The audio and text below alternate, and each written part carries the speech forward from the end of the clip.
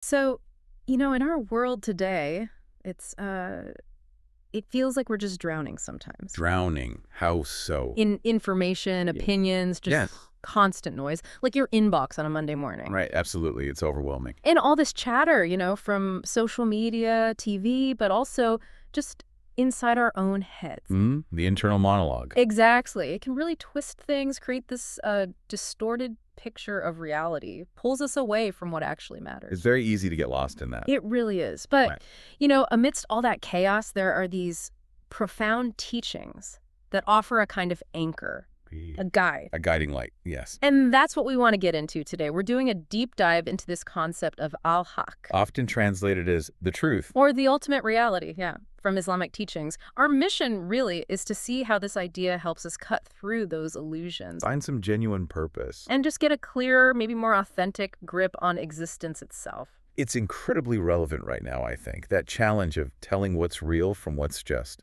superficial or illusion. Seems tougher than ever. It does. And like you said, often the biggest illusionist is right here, our own mind. Yeah, our minds are powerful like that, creating these whole worlds we just accept as true. A double-edged sword, definitely. So for our listeners who know the basics, Al-Haqq. It's more than just truth, like a simple fact, isn't it? Oh, absolutely. Our sources really dig into this. Al-Haqq isn't just the truth, it's also the real, the ultimate reality. The ultimate reality. And crucially, it's one of God's 99 names. It embodies divine justice, validity, the very bedrock of existence. Wow. And the core idea is that it pushes us to look beyond the stuff our minds create. Fleeting emotions, desires. The temporary stuff. Exactly. And seek that enduring ultimate reality instead.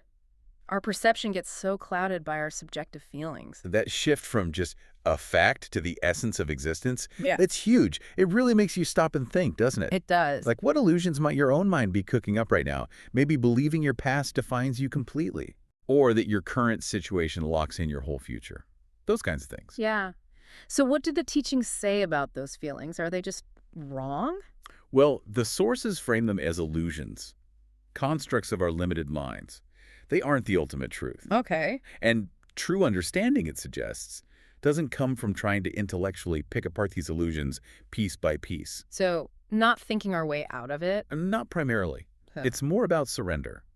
Surrendering to Al-Haqq itself, that reality beyond our own limited grasp. Aligning with what's fundamentally real. Yes, rather Like- than clinging tightly to our mental pictures of how things are or should be. Okay, that makes sense. But if it's about aligning with this ultimate reality, how do you even start? How do you perceive it? What's the first step? That's the million-dollar question, isn't it? The sources say the foundational step, and maybe the hardest one, Uh-oh. is letting go Letting go of what? of our attachment to our own thoughts, Yeah. our preconceived ideas, even beliefs we really cherish. It demands this radical open-mindedness, a real willingness to question everything we think we know. Everything. That sounds intense. It is. It requires deep humility, the sources emphasize, and this constant, unwavering search for true knowledge.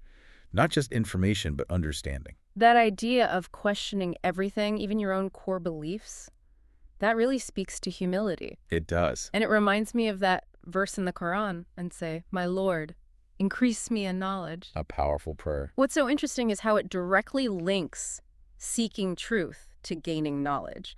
But it's not just about hoarding facts. Right at all. The sources explain it's not just any knowledge. It's a prayer for divinely guided knowledge. Knowledge that cuts through the noise. Exactly. That helps you see what's real, what aligns with Al-Haqq. And this hunt for knowledge is tied deeply to self-reflection Looking inwards. and constantly questioning, critically. Prophet Muhammad, peace be upon him, said, the cure for ignorance is to question. And that's not just grilling others.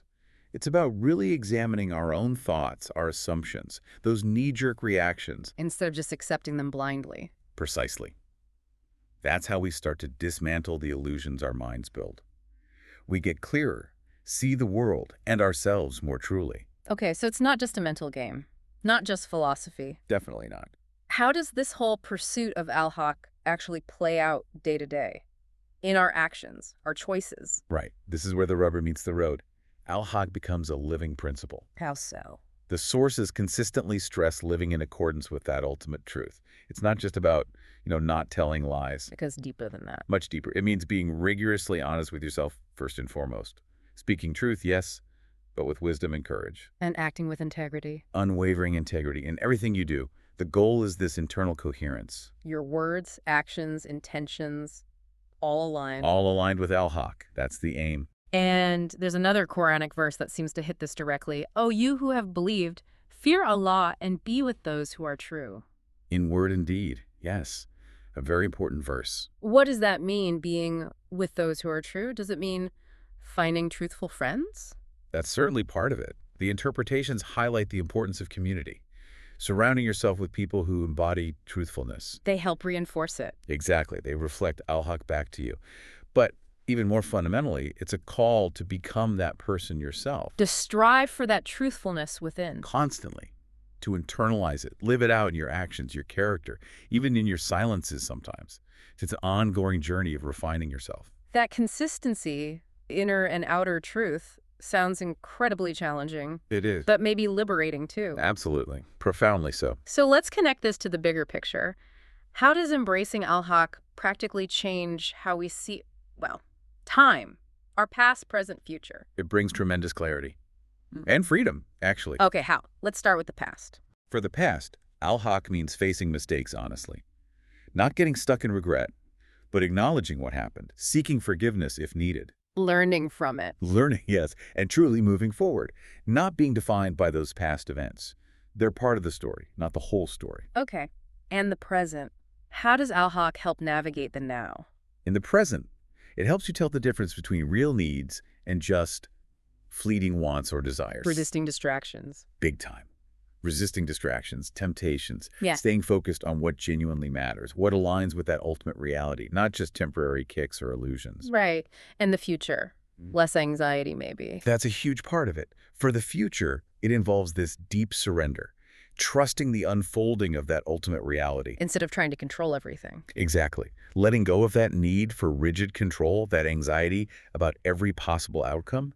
It's about living with profound trust and a sense of purpose, guided by Al-Haqq. So it really sounds like a pathway to cut through those self-made illusions and live a life that feels more meaningful, more purposeful, finding a deeper understanding, not just of the world, but of yourself, and maybe finding real peace in that. That's the promise, yes. Yeah. Peace and fulfillment.